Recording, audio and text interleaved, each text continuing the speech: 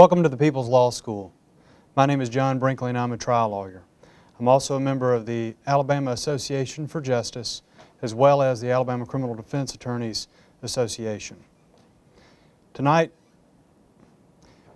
it is my pleasure to introduce to you Brian Clark. Brian is a criminal defense attorney here in Huntsville. His practice is a general practice specializing both in civil litigation and criminal law. Brian has practiced before every court in this nation, including the United States Supreme Court, the 11th Circuit, the federal courts here in Huntsville, Madison County, as well as all over the state courts, including this courtroom right here, which is for the city of Huntsville. And having said as much, I would like to thank Judge Sonny Rodenhauser for allowing us to be here in this courtroom, as well as Mayor Battle for giving us the opportunity to be here.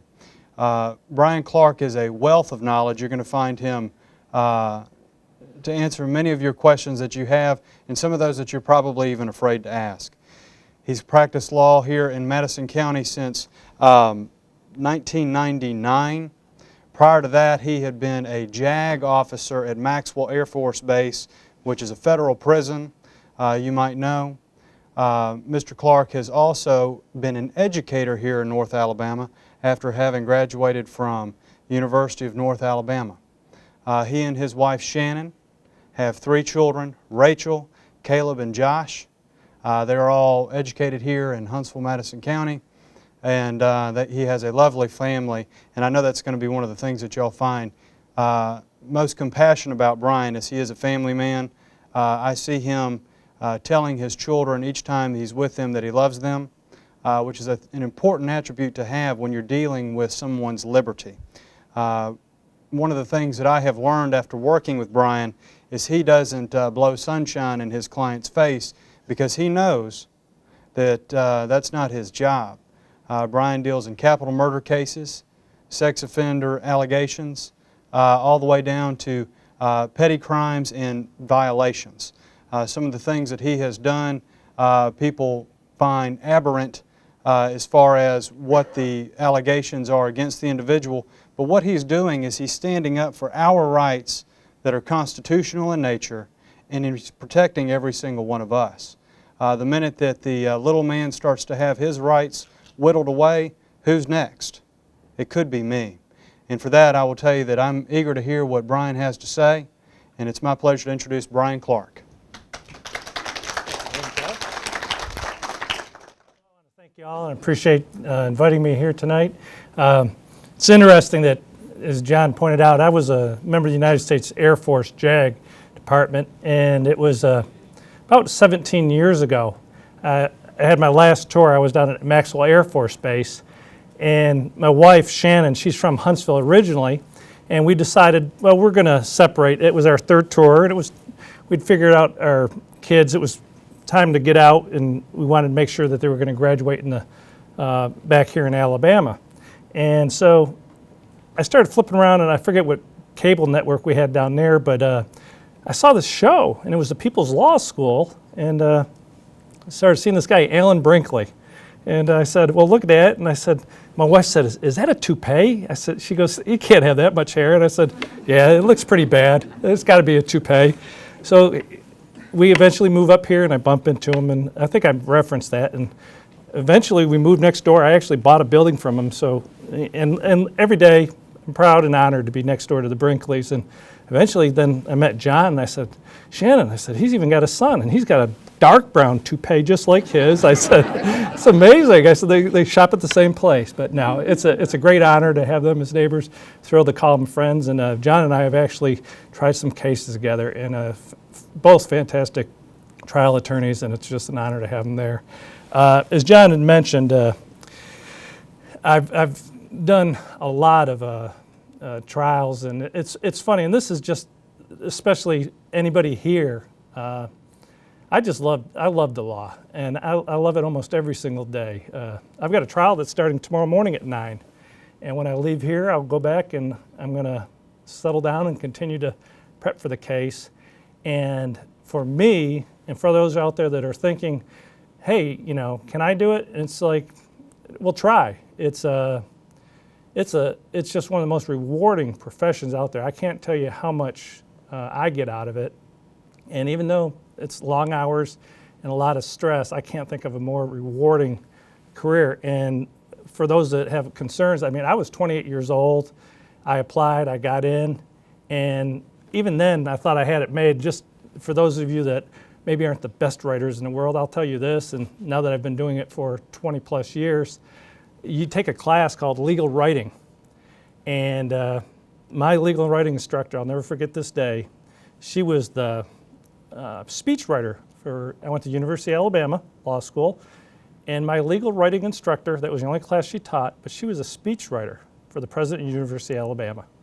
And she brought me in nicely and she said, well, you've had a couple of papers that you've written, and she goes, and you're the worst writer I have. And I said, well, in a group of 12, she goes, no, I've been doing this for 20 years and you're the worst writer I've ever seen.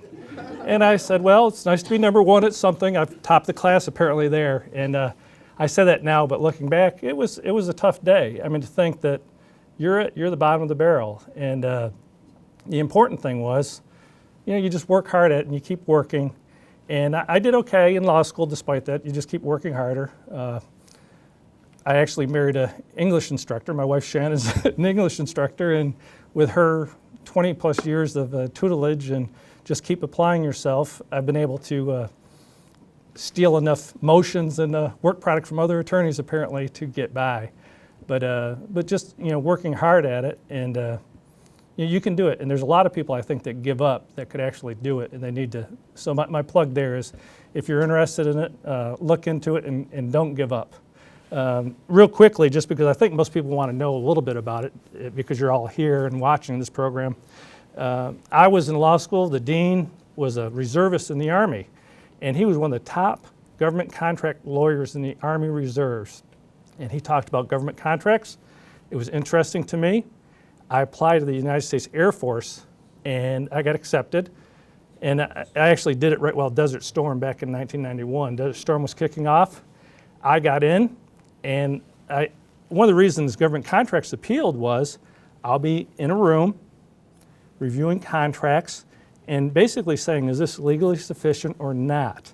Yes or no, checking boxes. And I won't have to write, and I won't have to speak in public, because I could not speak in public. I had to speak twice in 3 years of law school, and it was the worst debacle you've ever seen in your life. It was horrible. And I got graded terribly by my classmates and instructors. I couldn't stand up at public and speak at age 28. So I joined the Air Force, and in my first year in the United States Air Force, I had to try one court-martial, and I tried it, and I probably lost a month's sleep getting ready for a simple guilty plea, a special court-martial, misdemeanor court-martial. And they said, well, you've done one, now you got to do some more. By the end of the second year, this was back in the good old days, we tried people left and right back in the early 90s. The second year, I tried 16 court-martials. And by the end of, I think it was 5 years, I had tried about 75. And now I don't think they tried nearly as many. But by my fourth or fifth year, I hated sitting at my desk. If I couldn't get in the courtroom and try a case, then I was kind of miserable. I hear pilots in the Air Force, if I can't be up flying, I'm not happy. Well, if I wasn't in that courtroom, if I'm sitting at my desk for a day or two, I was getting miserable, and my assistants would be like, Captain Clark, you know, go find something to go fight somebody, go, you know, do something. And I loved it, and it was fantastic, because in the military, I didn't have this world to compare it to. The United States military has a wonderful justice system, because they give you a defender, and I took it to heart. When they said, you're to fight, it doesn't matter that you're going to come back over to the prosecutor side. When they said you're a defense counsel, I fought it with everything I had. And I loved that you vigorously defended people. And I believed it with everything till I got my first appointment. And as John mentioned it, my daughter Rachel was 1, and she's a baby, and they gave you your first case. And your client he was just convicted. I was doing some appeal work. He had smothered his 4-month-old baby to death. And you're doing some appeal things, and the first thing you do is you look at the autopsy of a 4-month-old. And that's some hard stuff. And then my first live client comes walking in.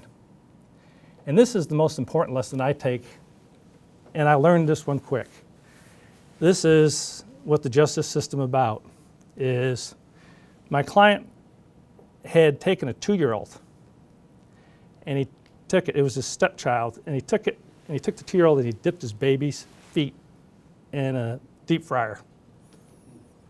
And they had, of course, arrested him, put him in the jail where they hadn't allowed him to have food, and he was beaten for 2 to 3 days.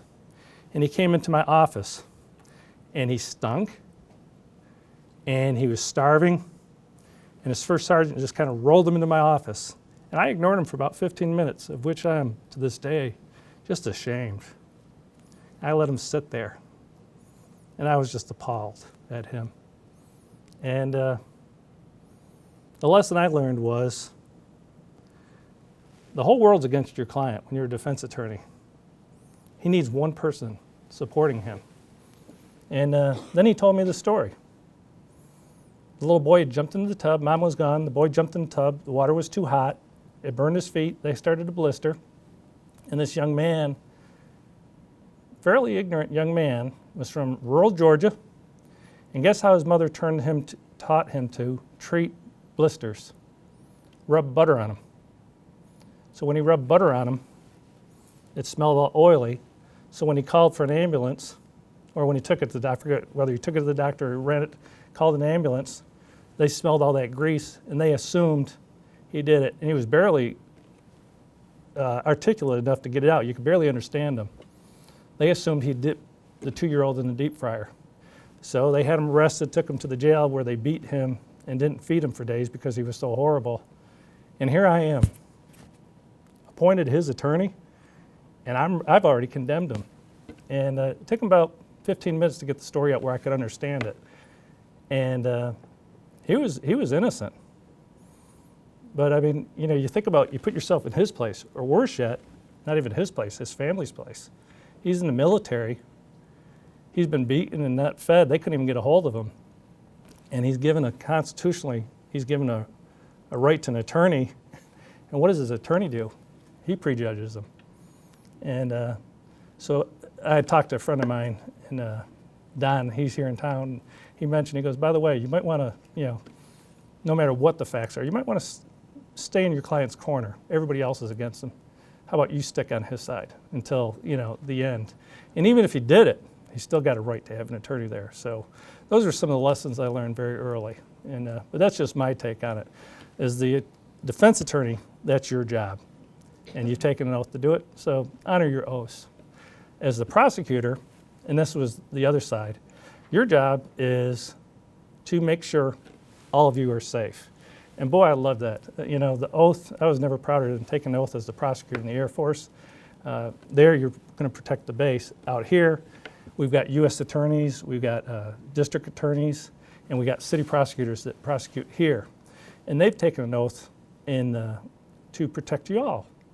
And what you've got is, and this is just going to just generally talk, the jurisdictions, the way things work, and to me, I was in law school probably about a year before I kind of figured this out. So hopefully I can educate you a little bit in the system here today.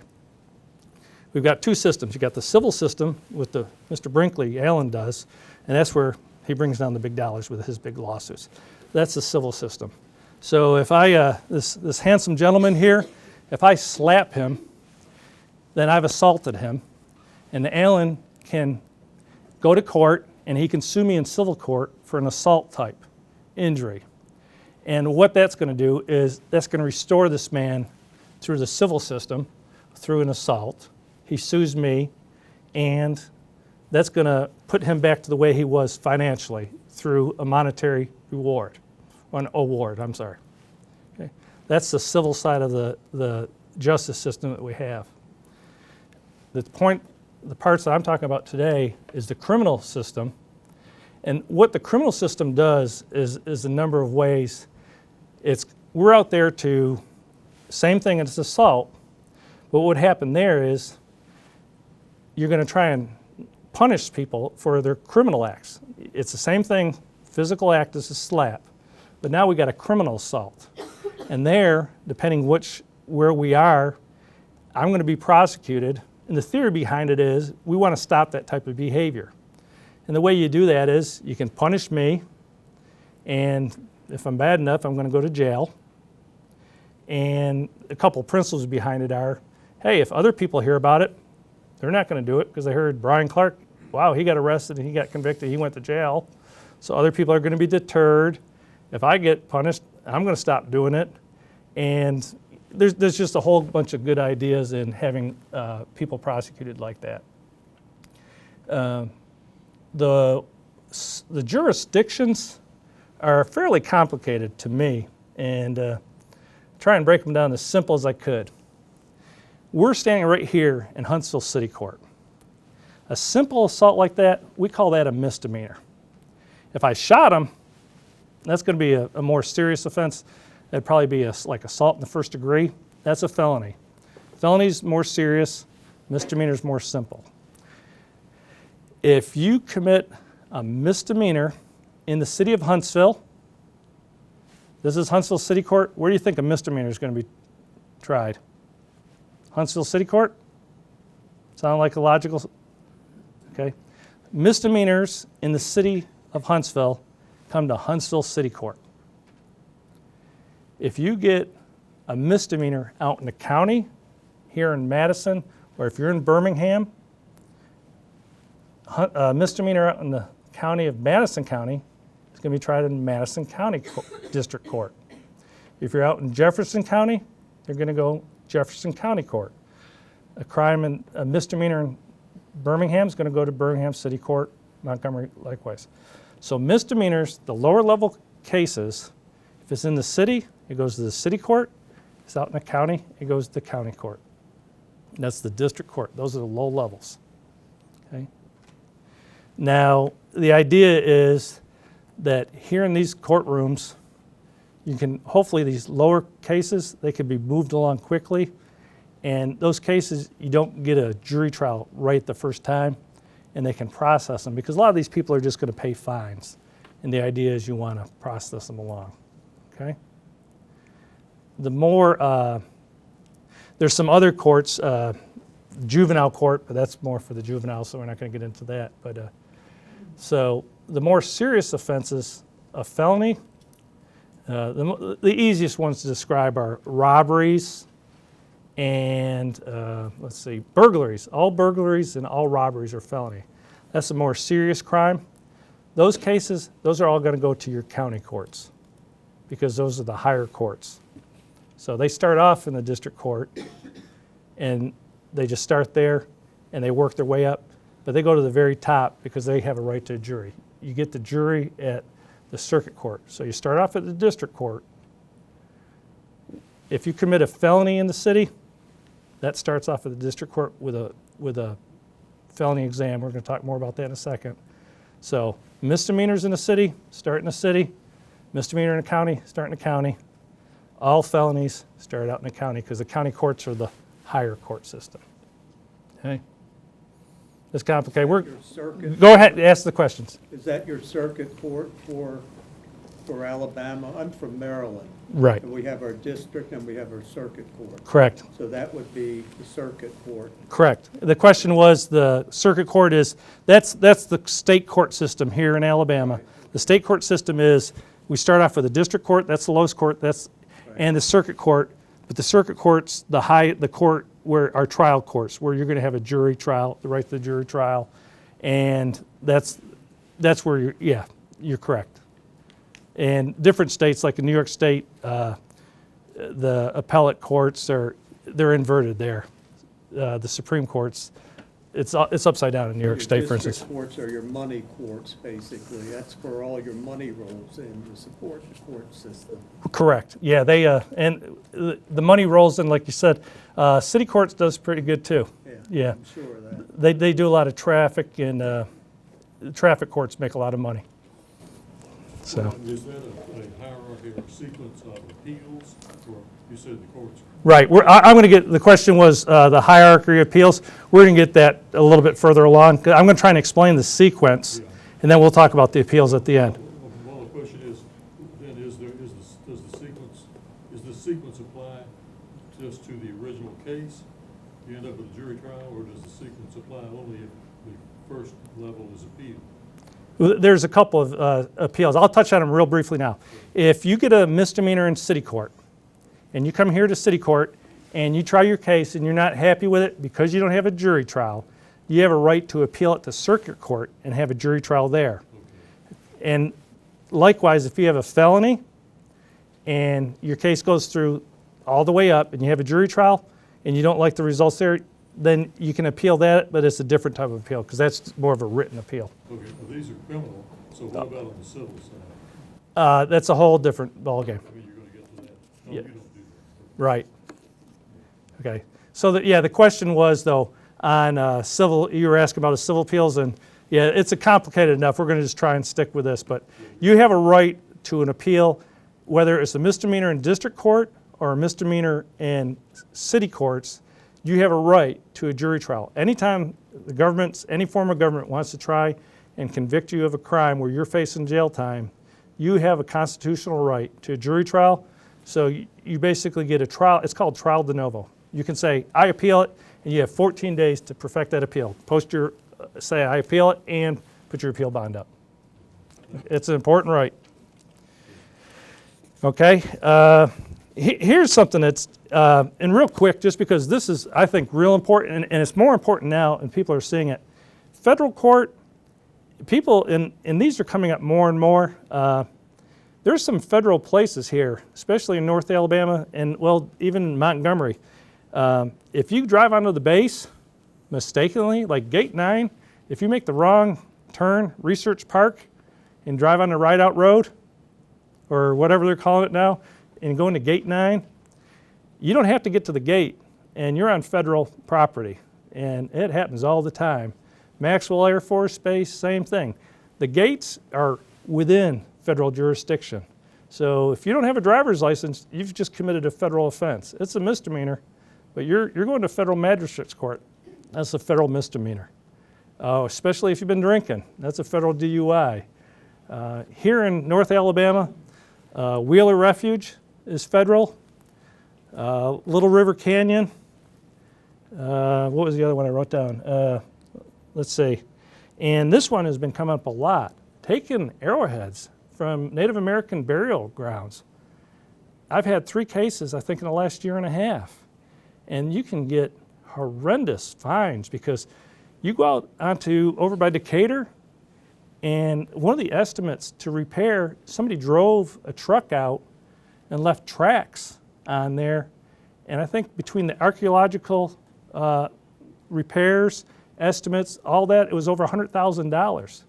You drive your vehicle out onto there, because it's all clearly marked, don't do that, and you drive out there and dig up some arrowheads and go camping and all that, that's all clearly marked. Stay out of here, you can't dig up anything.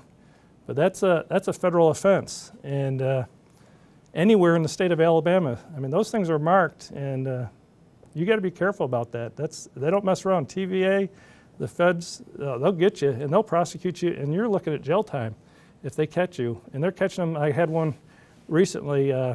They caught somebody up near Bridgeport-Stevenson, and just people think they're going to walk down there with their sticks and flip things up. And I mean, I'm just talking generally, but over Decatur or wherever it is, with a stick, if you start digging, you can lift them off the ground. But if you dig, and I'd be petrified to do it, because if you just say I lifted it up, but they see you and they say you dug it up, you're in court and you're going to be fighting that one. And they're very strict on that. So anyways, now I'm going to try and get it moving and explain the steps of a case. If you get arrested, and what you're going to start off with is a complaint. And usually you do get arrested and you get the bond out. I've been fortunate, never had that. And the interesting thing is there's a couple of forms of bond. You get a property bond. Maybe you can make cash bond, or you might use one of the professional bonding people. this is something that happens very rarely, but it does happen. It was one of my first clients back in 1999. They have to give you a bond, unless it's a capital murder charge. They have to give you a bond within 72 hours. They have to say, here's how much your bond is. Well, of course, I come up here and I set up camp, and I get called, Mr. Clark, my son's been in jail for 5 days. They haven't set him a bond. It's like, sure, how can that be? I just moved here. It can't be. Nope. And the judge that had the case was somebody that's an old friend of mine from another county where I used to live. So I go over there, and it's interesting because a large part of lawyering, of course, is knowing how to get done what you want done without antagonizing a judge too much. And so I filed my motion saying, my client's been in jail for 5 days now. You've never set a bond. He's entitled to be released on the minimum amount of bond. The bond's, in this case, $2,500 to $15,000. So he's entitled to get out at $2,500. So we go into court, and the judge says, okay, I guess you're right, Brian. I'll get it at $7,500. My client turns to me and says, hey, Clark, you said minimum. It's supposed to be $2,500. And I said, oh, Judge, as nice as I could. So here's my dilemma. I either straighten the judge out, or if I can't get him straightened out, then we're going to file to the Court of Criminal Appeals, having them order this judge. And that's going to be time, money, a lot of expenses. So as nice as I could, for the second time, I have to correct this judge who's an old friend. He used to come visit me in law school. And I got to correct him for the second time, saying, you've held my client illegally, and after I told you real nicely you have to give him a $2,500 bond, you still don't get it. And it worked out. We went back in chambers, and the DA said, Judge, yeah, Clark's right, do what he says. And it's nice to be able to get along with people sometimes. If he hadn't, then it would have gotten real ugly. But it all worked out nicely, and we actually had a long talk afterwards, and he told me to be careful about my tone, though. And but much like Mr. Brinkley, it's nice to be able to get along with everybody. So you bond out, and what happens then is they're going to set you down for a felony exam. Felony exam would be the second stop. They just want to know, do you have an attorney? A large percentage of the people can't afford them. I hate to say it, if they could afford an attorney, they probably wouldn't commit a lot of crimes. A lot of the crimes are property crimes. People steal things. If they could afford a couple $1,000s for an attorney, they probably wouldn't write bad checks or whatever they're doing. So they ask for an appointed attorney. Big misnomer. Appointed attorneys are not free. Appointed attorneys are appointed, and when the case is over, they're generally ordered to pay the attorney back through the state probation office. So they go in there and say, I've got an attorney, or I need one appointed to me. A lot of times they get appointed attorneys. The next step, if you've got a felony, if you're facing a felony, and a felony is a serious crime, a felony is if you're facing a year and a day or more in prison. So again, robbery, burglary, assault second or first. That's like you assault somebody with a weapon, or you cause serious physical injury, all of the murders, something like that, a felony. And the reason we consider them felonies are so serious is you lose your right to vote, you can't have a firearm, a lot of things like that, a lot of things associated make things serious. If you're facing a felony, they give you the felony exam, and within 30 days of being arrested, you get to ask for a preliminary hearing.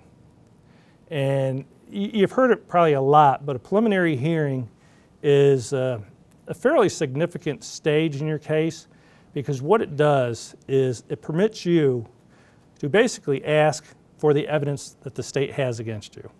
You get to ask for it, they pretty much will give it to you, and the state's required to put on a prima facie case that whatever they're saying you did, you did.